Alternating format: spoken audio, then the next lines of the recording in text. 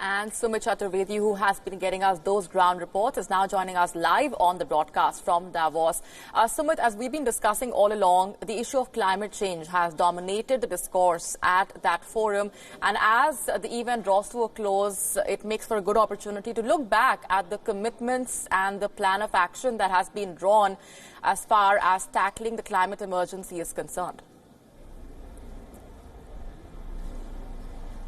Absolutely, Molly. So far, we have seen only one commitment, big commitment coming from U.S. President Trump only when he said that 1 trillion trees would be planted. So this is something that has come. That's the only commitment come so far. Rather, and after that, there's only been we can say that talks of. Something will be done to address the climate change issues. So it depends from 2020 to 2021. Next year in Davos, what happens in the next 1 year is very crucial because talks have happened here. Many MOUs have been reached and all stakeholders were here. So it can't be better place to talk about climate change. Yes, they've spoken about it, but will they walk the talk? Well, that will be clear only next year now, 2021.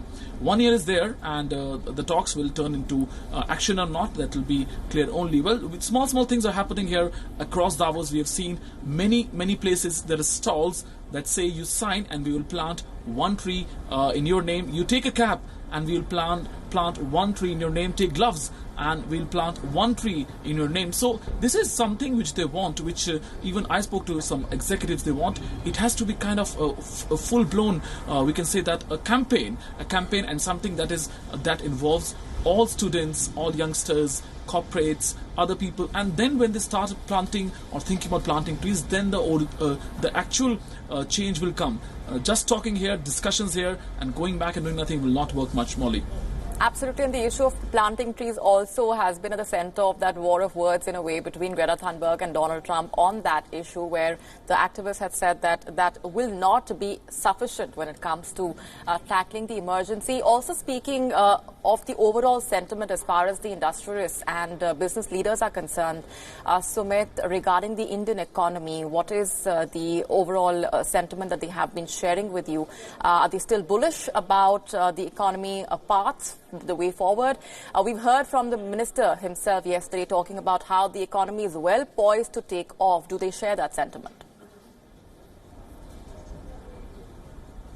Well, absolutely. And here, as we have been talking to many executives here, well, one thing is coming from their side is that the Indian economy may be staying and slow down now, but it's about to bounce back. Nobody can stop it. It has bottomed out. That's the word coming out.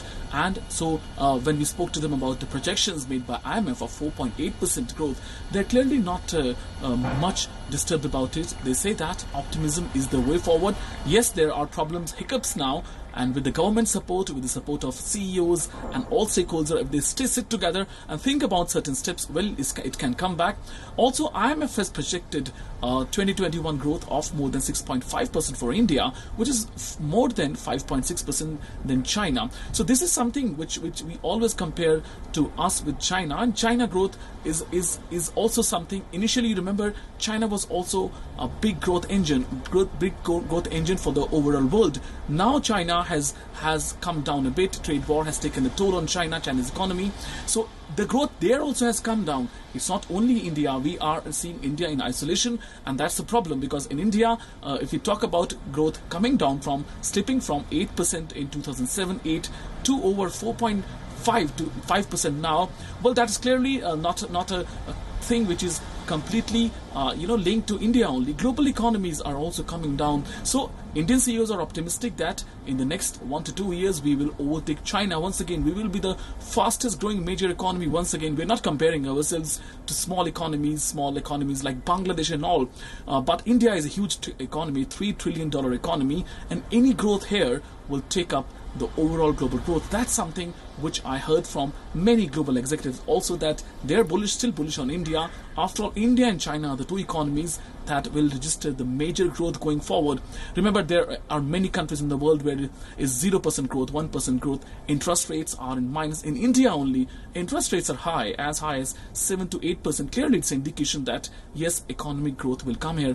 Though yes, there are certain hiccups, like inflation was at multiple year high. Though also, I would like to mention one point here. I spoke to many executives from automobile sector. Well, we always mention automobile when we talk about slowdown. Well, they are of the view that the slowdowns in automobile is not majorly because of the demand slowing down, but of many factors, including the BS6 rollout that will be rolled out from April 1st, 2020. So these factors are responsible for auto sector slowdown. So that's why saying that whole economy is slowing down because of auto sector sales dampening is not correct. So they will also recover going forward. So Indian economy is clearly poised to grow. Well, we spoke to SBI's Rajneesh Kumar also. He's also saying that the banking system is flush with money, and they are also waiting for companies to come and take money from them. One point I would like to point out from here is that the corporate tax rate cut, well, what happened over the last few months, well, that has not given or shown much results, because corporate tax rate cut happened and it was expected that investments will be there, fresh investments will come. That hasn't happened. We are waiting for that to happen.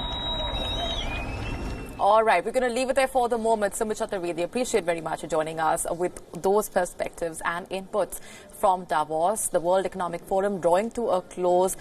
The last year saw major automobile manufacturers cutting down on production, and a lot of those issues have been discussed at the forum as well. And talking about the expectations from the Union Budget of India 2020-21, Sumit Chaturvedi caught up with Mahindra & Mahindra's Anish Shah. Take a listen into an excerpt from that conversation.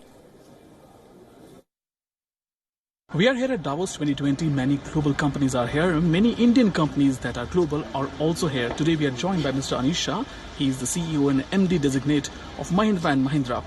He's going to be the new face of the company. Well, sir, thanks for talking to us. First of all, let's begin by asking about your sector, because whenever we talk about slowdown or any other scenario in India, your sector comes first. What is happening with your sector, and going forward this year, what's the outlook for automobile sector?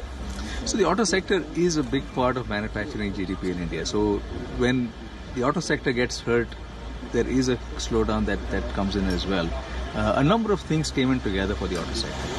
It was a combination of BS4 to BS6 transition, some liquidity crises as well that got played out. Funding wasn't easily available in terms of loans. A lot of that is being sorted out now. The consumer has to pay more for cars with certain taxes going up as well. So we are optimistic about the next year. We feel that a lot of these things are behind us now. We are looking forward to a budget which has a lot more consumption-driven activities, potentially to some targeted incentives for the auto sector. Some may be tax-related, some may be beyond tax. The auto scrappage policy is one that I know the government has been putting a lot of thought into, and one that can help stimulate demand as well. That doesn't require tax cuts, that just requires it has much more benefits in terms of the environment as well. So there's a whole host of things that are pointing in the positive direction right now. What's your view on what's happening with the economy back home? There have been a number of things that have been cleanup actions in some form, and those have short-term implications. We have to live with those. As that happens, we need that supplemented by specific activities to drive consumption. So that's something we would look for in the budget as we go forward. Yes, growth is lower. In some ways, look at this as a crisis. Let's not waste a crisis. Let's use this to come back on track. Long term, I'm very optimistic about India.